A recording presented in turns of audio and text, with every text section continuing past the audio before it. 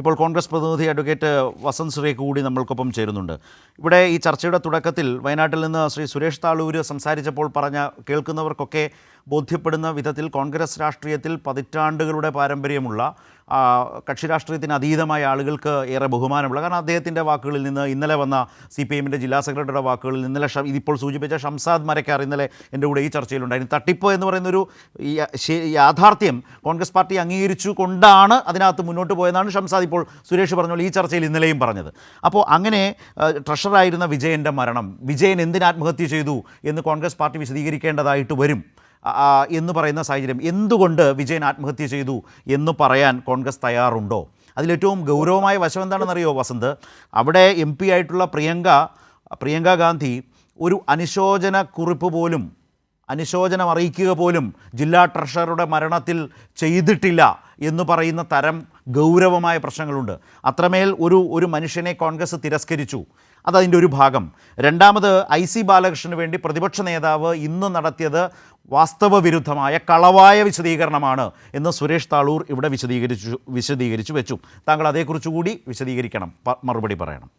ശ്രീ ശരത്, അങ്ങ് എനിക്ക് അല്പസമയം നൽകണം. കാര്യം, ശ്രീ സുരേഷ് താളൂറും ഇന്നലെ ഇതിൽ പങ്കെടുത്ത കോൺഗ്രസ് പ്രതിനിധിയും ജില്ലാ പഞ്ചായത്ത് വയനാടിന്റെ പ്രസിഡന്റുമായ ഷംഷാദും ഇന്ന് നിങ്ങൾ മാധ്യമങ്ങളെ കണ്ട VD സതീശനും രമേശ് ചെന്നിത്തലയും പറഞ്ഞതൊക്കെയും സത്യമാണ്.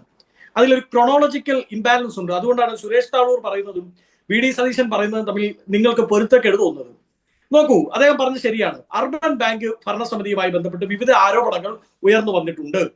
അത് ഉയർന്നു വന്നത് DCC യോഗത്തിലാണ്. അവിടെ ഒരിടത്ത് പോലും ഞങ്ങളുടെ മിനിറ്റ്സ് ബുക്ക് ഞാൻ ഇന്നലെ അടക്കം അവിടെയുള്ള സഹപ്രവർത്തകരുമായി ബന്ധപ്പെട്ട് പരിശോധിച്ചതാണ്.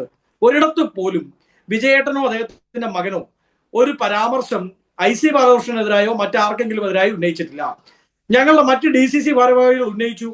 അങ്ങനെ ഉന്നയിക്കപ്പെടുമ്പോൾ അതിന്റെ പ്രതിപട്ടികയിൽ ഉണ്ടായിരുന്ന ആള് അങ്ങ് നേരത്തെ കോട്ട് ചെയ്ത ഡോക്ടർ അടക്കമുള്ളവരാണ്, വിശ്വനാഥൻ അടക്കമുള്ളവരാണ്, ഡോക്ടർ സണ്ണി അടക്കമുള്ളവരാണ്. അങ്ങനെ വരുമ്പോഴാണ് KPCC അതിലൊരു അന്വേഷണ കമ്മീഷനെ പ്രഖ്യാപിക്കുന്നത് 2019.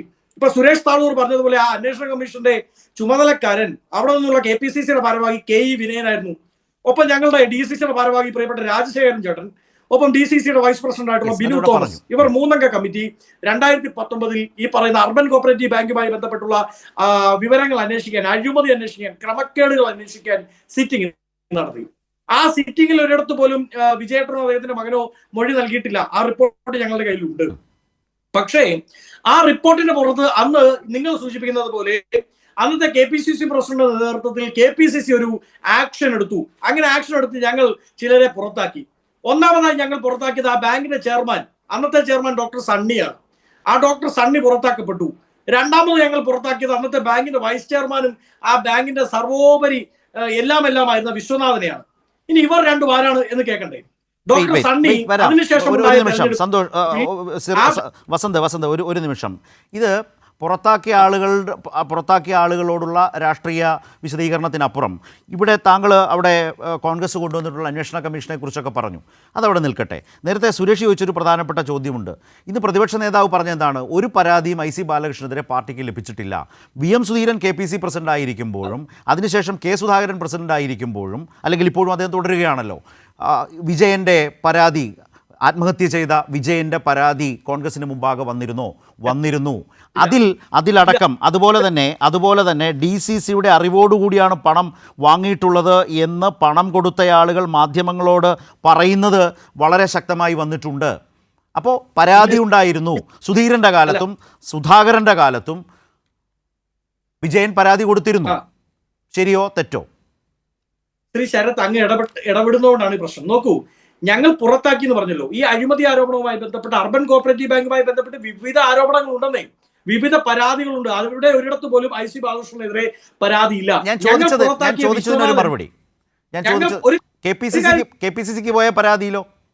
KPCCക്ക് പരാതിയില്ലല്ലോ. ഞങ്ങൾ പുറത്താക്കിയ വിശ്വനാഥനല്ലേ 2021 സ്ഥാനാർത്ഥിയായത്? വിജയൻ കൊടുത്ത വിജയന്റെ കത്തിനെ കുറിച്ചാണ് ഞാൻ ചോദിച്ചത്. വിജയന്റെ കത്തിനെ കുറിച്ചാണ്. ആത്മഹത്യ ചെയ്ത വിജയൻ, ജില്ലാ ട്രഷറർ ആയിട്ടുള്ള വിജയൻ KPCCക്ക് കൊടുത്ത കത്ത്. അങ്ങനെ ഒരു കത്തില്ല. എവിടെയാണ് കത്ത്? നിങ്ങൾ മാധ്യമങ്ങൾ പുറത്തുവിട്ടു. അങ്ങനെയൊന്നുമില്ല. ഒരു നിമിഷം, അത് ക്ലിയർ ചെയ്തു പോവാം. സുരേഷ് ഒരു മിനിറ്റ്. കോൺഗ്രസ് പ്രതിനിധി വയനാട്ടിലെ കോൺഗ്രസ്സുകാരോട് ഒന്ന് ഫോൺ വിളിച്ച് പ്രാഥമിക വിവരങ്ങൾ മനസ്സിലാക്കണം സാർ. കാരണം വിശ്വനാഥൻ എന്ന് പറയുന്ന സുൽത്താൻ ബത്തേരി മണ്ഡലത്തിൽ പിന്നീട് ഇടതുപക്ഷ ജനാധിപത്യ മുന്നണി സ്ഥാനാർത്ഥിയെ മത്സരിച്ച വിശ്വനാഥനെ നിങ്ങൾ കോൺഗ്രസ് ഒന്നും പുറത്താക്കിയിട്ടില്ലെന്നേ. നിങ്ങൾ അതിന്റെ വാർത്തയിലേക്ക് അദ്ദേഹത്തെ നിങ്ങൾ പുറത്താക്കിയിട്ടില്ല. അദ്ദേഹം ഞങ്ങളുടെ പാർട്ടിയിൽ വന്നതിന് ശേഷം പാർട്ടി നിർദ്ദേശപ്രകാരം അർബൻ ബാങ്കിലെ ചെയർമാൻ സ്ഥാനം മെമ്പർ സ്ഥാനം ഡയറക്ടറാണ് അദ്ദേഹം, ഒരിക്കലും വൈസ് ചെയർമാൻ അല്ല. അദ്ദേഹം രാജിവെക്കുകയാണ് ചെയ്തത്. നിങ്ങൾ പച്ചക്കള്ളം ശ്രീ സതീശനെ നിങ്ങൾ പിന്തുടരരുത്. നിങ്ങൾ ആദ്യം സമ്മതിക്കുകയും പിന്നെ MS വിശ്വനാഥൻ എന്ന് പറഞ്ഞാൽ ഞങ്ങൾ ഇപ്പോൾ ഞങ്ങളുടെ പാർട്ടിയുടെ ഏരിയ കമ്മിറ്റി മെമ്പറും സുൽത്താൻ ബത്തേരി മണ്ഡലത്തിലെ ഇടതുപക്ഷ സ്ഥാനാർത്ഥിമാരെ MS വിശ്വനാഥനെ കോൺഗ്രസ് പാർട്ടിയിൽ നിന്ന് പുറത്താക്കിയിട്ടില്ല. നിങ്ങൾ നടപടി എടുത്തിട്ടില്ല. നിങ്ങൾ അന്നത്തെ സ്റ്റേറ്റ്മെന്റ് എടുത്തു നോക്കൂ. നിങ്ങൾ ആള് മാറി പറയരുത്. അദ്ദേഹത്തെ പുറത്താക്കിയിട്ടില്ല. അദ്ദേഹം പാർട്ടിയിൽ ചേർന്നതിന് ശേഷം പാർട്ടി നിർദ്ദേശിച്ചു കോൺഗ്രസിന് ഭൂരിപക്ഷമുള്ള കോൺഗ്രസ്സുകാരനായതുകൊണ്ട് കിട്ടിയ ഡയറക്ടർ സ്ഥാനം നിങ്ങൾ രാജിവെച്ചോളൂ എന്ന് ഞങ്ങൾ രാജിവെക്കാൻ നിങ്ങൾ പുറത്താക്കിയിട്ടില്ല. തെറ്റായ വാർത്തയാണ്. ശരി, അടുത്ത പോയിന്റ് സുരേഷ്. അടുത്ത പോയിന്റ്, നിങ്ങൾ കത്ത് സുധീറിന്റെ കാലത്തടക്കം കൊടുത്ത വിജയന്റെ പരാതി കത്ത്, അത് പരാതിയാണ്, അതിൽ ഈ പരാമർശങ്ങളുണ്ട് എന്നാണല്ലോ പറഞ്ഞത്. അദ്ദേഹം നിഷേധിച്ചു. കോൺഗ്രസ് പ്രതിനിധി വസന്ത്. സുരേഷ്, ചുരുക്കത്തിൽ താങ്കൾക്ക് അതിന് കൗണ്ടർ ചെയ്യാനുണ്ടെങ്കിൽ എന്നിട്ട് വസന്തിലേക്ക് പോകാം. അതായത് ശ്രീമാൻ IC ബാലകൃഷ്ണന്റെ പേര് വെച്ച പരാതി NM വിജയേട്ടൻ കൊടുത്തിട്ടുണ്ട്. ഒന്ന്, ഇപ്പോൾ നോക്കൂ, കഴിഞ്ഞ ദിവസം എല്ലാ മാധ്യമങ്ങളും പുറത്തുവിട്ട ഒരു കരാർ ഉടമ്പടി ഉണ്ട്. 30 ലക്ഷം രൂപ. ഞാൻ വേണം, ആ കരാർ ഉടമ്പടി എന്റെ കയ്യിലുണ്ട്, ഞാൻ വേണമെങ്കിൽ വായിക്കാം. വായിക്കാൻ വേണം, ഒരു മിനിറ്റ്. കോൺഗ്രസ് ഭരിക്കുന്ന സുൽത്താൻ ബത്തേരി അർബൻ ബാങ്കിലും അതേപോലെ തന്നെ മടക്കിമല സർവീസ് സഹകരണ ബാങ്കിലോ വരുന്ന ഒഴിവിൽ ഒന്നാം കക്ഷിയുടെ മകനെ നിയമിക്കാമെന്ന് DCC പ്രസിഡന്റും MLAയുമായ ശ്രീ IC ബാലകൃഷ്ണൻ അവരുടെ നിർദ്ദേശത്തിന്റെയും അടിസ്ഥാനത്തിൽ വയനാട് DCC ഖജാൻജിയായ രണ്ടാം കക്ഷി 30 ലക്ഷം രൂപ ഇതിലെ ഒന്നാം കക്ഷിയുടെ പക്കൽ നിന്ന് കൈപ്പറ്റിയിരിക്കുന്നു. അതിന്റെ തുടർച്ചയായിട്ട് പറയുന്നുണ്ട്, അങ്ങനെ പിന്നെ ജോലി കൊടുക്കാൻ കഴിയാതെ വന്നാൽ ഈ തുക കൊടുത്തുകൊള്ളാമെന്ന്, അതായത് 30 ലക്ഷം രൂപ 7% പലിശ നിരക്കിൽ കൊടുത്തുകൊള്ളാമെന്ന് ശ്രീ IC ബാലകൃഷ്ണന് വേണ്ടി ഖജാൻജിയായ ഞാൻ ഉറപ്പു നൽകുന്നു എന്ന് പറഞ്ഞ് NM വിജയൻ ഒപ്പിട്ട് കൊടുത്ത ഉടമ്പടി രേഖയുണ്ട്. ആ ഉടമ്പടി രേഖ പുറത്തു വന്നിട്ടുണ്ട്. ഏതാണ് വ്യാജം നിങ്ങൾ പറയൂ. NM വിജയന്റെ ഒപ്പ് വ്യാജമാണോ? 4 പതിറ്റാണ്ട് കാലം കോൺഗ്രസിന്റെ മൂവർണ്ണ കൊടി പിടിച്ച് വയനാട് ജില്ലയിൽ ഉടനീളം കോൺഗ്രസിനെ കെട്ടിപ്പൊക്കാൻ വേണ്ടി പ്രവർത്തിച്ച NM വിജയന്റെ ഒപ്പാണോ വ്യാജം? 200 മുദ്രപത്രമാണോ വ്യാജം? IC ബാലകൃഷ്ണൻ പറഞ്ഞതാണോ വ്യാജം? VD സതീശൻ പറഞ്ഞതാണ് വ്യാജം? അതാണ് ഞാൻ തുടക്കത്തിൽ പറഞ്ഞത്. ഏതാനും ചില കോൺഗ്രസുകാർ കണ്ണടച്ചാൽ നിങ്ങൾക്കിരുട്ടാവും. വസന്ത്, മറുപടി വിശദീകരണം വേണം. സമയം അനുവദിക്കണം. ഒന്ന്, വിജയേട്ടനെ പറ്റി അങ്ങയുടെ ക്ലാസ് ഞങ്ങൾക്ക് ആവശ്യമില്ല. ഞങ്ങൾ കോൺഗ്രസുകാരുടെ നേതാവാണ് വിജയേട്ടൻ. അനുശോചനം പോലും പ്രിയങ്ക ഗാന്ധി ഇറക്കാതിരുന്നത് ഒരു അനുശോചനം പോലും പറഞ്ഞിട്ടില്ല MP. അതെന്തേ? ഇല്ല, പറയട്ടെ. ശ്രീ സുരേഷ് പറഞ്ഞ 2-3 കാര്യങ്ങളിൽ വ്യത്യസ്ത അഭിപ്രായമുണ്ട്. ഒന്ന്, വിശ്വനാഥനെ അന്വേഷണ വിധേയമായി വിശ്വനാഥനും ഡോക്ടർ സണ്ണിയും അടക്കമുള്ളവരെ ഞങ്ങൾ പുറത്താക്കി. അതിനുശേഷം നടന്ന തെരഞ്ഞെടുപ്പിൽ 13-അംഗ കമ്മിറ്റിയെയും മത്സരത്തിൽ നിന്ന് ഞങ്ങൾ മാറ്റി നിർത്തി പുതുമുഖങ്ങളെ അവതരിപ്പിച്ചു. പക്ഷെ നിങ്ങൾ ഇതേ വിശ്വനാഥനെയും ഇതേ സണ്ണിയെയും ആ ബാങ്കിൽ മത്സരിപ്പിച്ചു. അതിനുശേഷം നിങ്ങൾ നിയമസഭയിൽ മത്സരിപ്പിച്ചു. അത് നിങ്ങളുടെ ഇഷ്ടം, എന്തോ ആയിക്കോട്ടെ. ഇനി രണ്ടാമത് അദ്ദേഹം പറഞ്ഞ മറ്റൊരു കാര്യമുണ്ട്. എഗ്രിമെന്റുമായി ബന്ധപ്പെട്ട് ഒരു പ്രധാനപ്പെട്ട പ്രശ്നം എന്താണെന്ന് അറിയാമോ?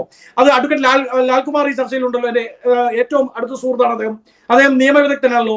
ഞാനും ലാൽകുമാറും കൂടെ ഒരു എഗ്രിമെന്റിൽ ഏർപ്പെടുന്നു. ആരുടെ പേരിൽ? ഞങ്ങളുടെ എല്ലാം സുഹൃത്തായ പരിചിതനായ ശ്രീ ശരത് ചന്ദ്രൻ, അദ്ദേഹത്തിന്റെ പേരിൽ ഞങ്ങൾ ഒരു എഗ്രിമെന്റിൽ ഏർപ്പെടുകയാണ്. അദ്ദേഹം കൈരളി TVയുടെ സീനിയർ ചീഫ് റിപ്പോർട്ടറാണ്. ഇതാ കൈരളി ജോലി പഠിച്ചു തന്നേക്കാം എന്ന് പറഞ്ഞുകൊണ്ട് ഞാനും ലാൽകുമാറും കൂടെ എഗ്രിമെന്റ് എഴുതുന്നു.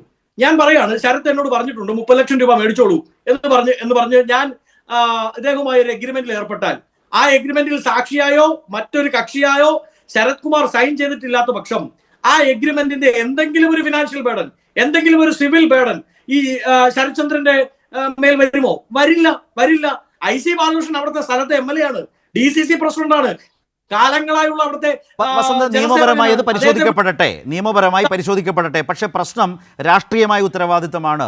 അവിടെ ഈ ആളുകളിൽ നിന്ന് ആകെ പിരിക്കുമ്പോൾ അത് DCCയുടെ തീരുമാനപ്രകാരമാണ്, DCC പ്രസിഡന്റിന്റെ നിർദ്ദേശപ്രകാരമാണ്. DCCക്ക് നൽകാനായി ട്രഷറായിരുന്ന NM വിജയൻ IC ബാലകൃഷ്ണനെ പോലെ തന്നെ കോൺഗ്രസ് പ്രവർത്തകർ പൂർണ്ണമായി വിശ്വാസത്തിലെടുക്കുകയും ബഹുമാനത്തിലെടുക്കുകയും ചെയ്യുന്ന വയനാട്ടിലെ സുപ്രധാന നേതാവാണ് വസന്ത്. അങ്ങനെ ഒരാളാണ് ഈ കാര്യത്തിൽ ഏർപ്പെടുന്നത്.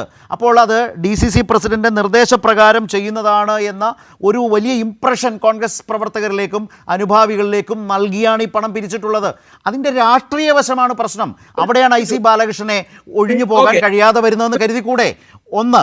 രണ്ട്, ഇതേ വിജയൻ KPCCക്ക് പരാതി കൊടുത്തിട്ടും വസന്ത് എങ്ങനെയാണ് പ്രതിപക്ഷ നേതാവ് പറയുന്നത് പാർട്ടിക്ക് ഒരു പരാതിയും IC ബാലകൃഷ്ണനെ കുറിച്ച് വന്നിട്ടില്ല? സുരേഷ് താളൂർ ഇപ്പോഴും അത് ആവർത്തിച്ചു പറഞ്ഞല്ലോ. ഒരു കാര്യം ശ്രീ ശരത് ഞാൻ പറയട്ടെ.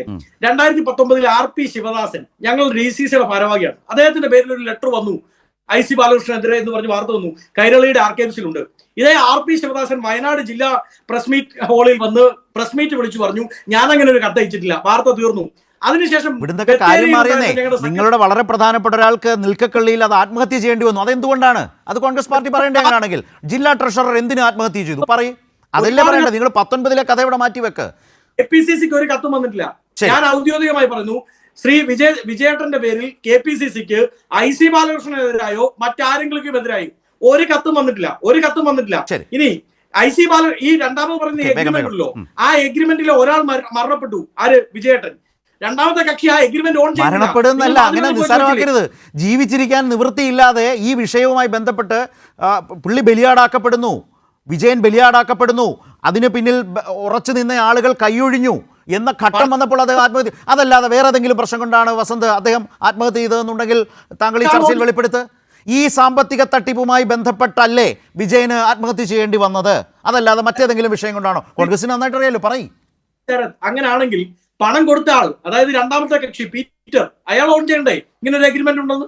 അദ്ദേഹം ഓൺ ചെയ്യുന്നില്ലല്ലോ. അങ്ങനെ ഒരു എഗ്രിമെന്റ് ഉണ്ടോ എന്ന് ചോദിച്ചാൽ നിങ്ങൾ മാധ്യമങ്ങൾ അദ്ദേഹത്തിന് മുമ്പിൽ പോയി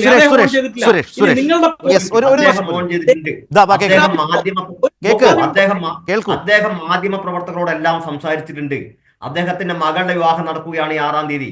6-ാം തീയതി മകളുടെ വിവാഹം കഴിയുന്നവരെ മാധ്യമങ്ങളുടെ മുമ്പിൽ, ചാനലിന് മുമ്പിൽ പരസ്യമായി ഞാൻ വരില്ല. സ്വകാര്യമായി ഈ മാധ്യമ പ്രവർത്തകരോടെല്ലാം പറഞ്ഞിട്ടുണ്ട്. അത് ഓൺ റെക്കോർഡാണ്. കോൺഗ്രസിന്റെ പ്രതിനിധി, നിങ്ങൾ ക്ഷണിച്ചിരിക്കൂ. 6-ാം തീയതിക്ക് ശേഷം അദ്ദേഹത്തിന്റെ ശബ്ദം പുറത്തു വരും.